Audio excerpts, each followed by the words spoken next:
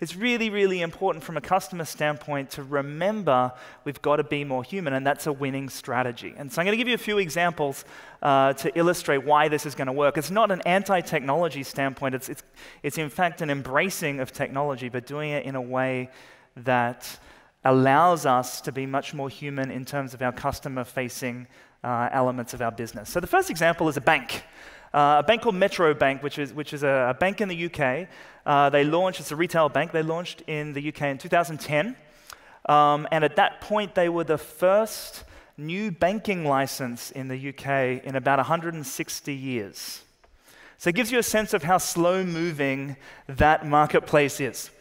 And this is a bank that's been growing, and growing quite exponentially, actually, whether you want to measure it in terms of deposits or loan business, mortgage business, or however you want to sort of look at the bank. And stock price is another relevant metric. They've been growing and growing quite rapidly, exponentially in some sense.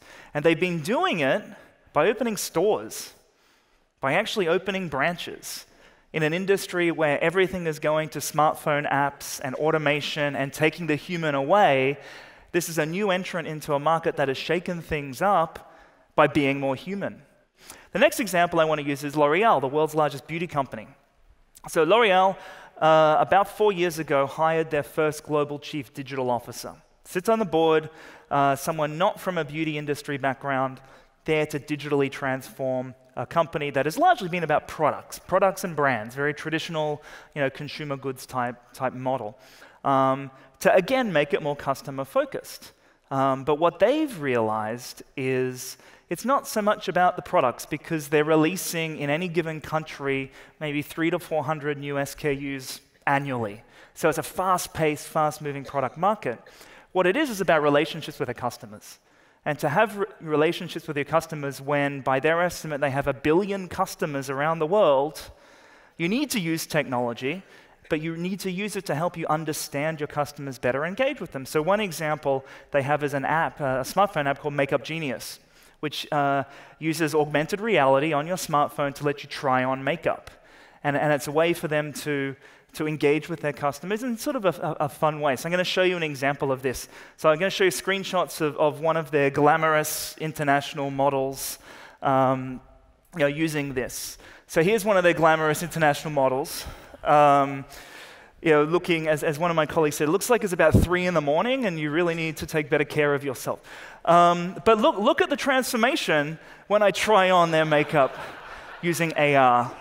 And what a great connection that then creates between me as a customer with that brand. I can share that selfie to my heart's content and Instagram and Snapchat and wherever else.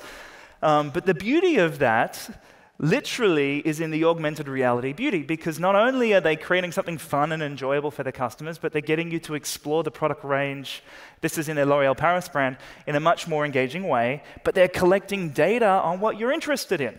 The third example I want to talk about is with Disney. So Disney's theme park business accounts for about 1/3 of the Walt Disney Company's revenues, roughly speaking.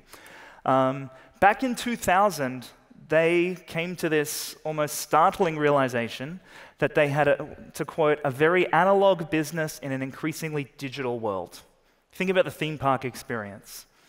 So what they did is invested and launched this a couple of years ago in a platform which they call My Magic Plus. It cost about $1 billion to create, which is a system, a big IT infrastructure system. So sensors all throughout their theme parks. The customer-facing aspect, which you see on the slides there, is a wristband with an RFID chip and Bluetooth low energy in it so that they can tap into their hotel room, use it for contactless payments. Some of you might have been there and experienced this. But it tracks you as well. And it gives them real-time information to optimize the customer experience or the guest experience in their parks. It allows them to personalize content in real time because if you give them data on your name and interest, then they know that in the system. So they're using things like artificial intelligence and machine learning in real time with all of this new data that they have to personalize and digitally transform an analog experience, but to keep the magic there.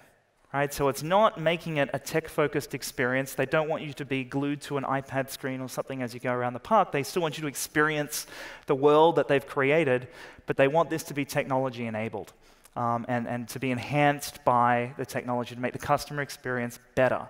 So if you think of these three examples, the common thread running through them is what I like to think of in terms of front of house and back of house, or behind the scenes and in front, like a theater.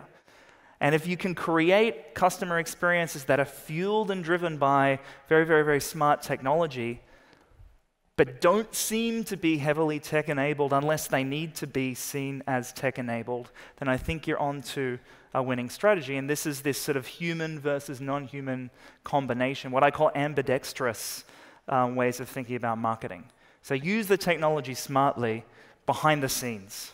Bring it out the front, roll it out the front if you need to, but that's not the name of the game. The name of the game is a great customer experience which builds a long-lasting relationship and sustainable lifetime value of the customer.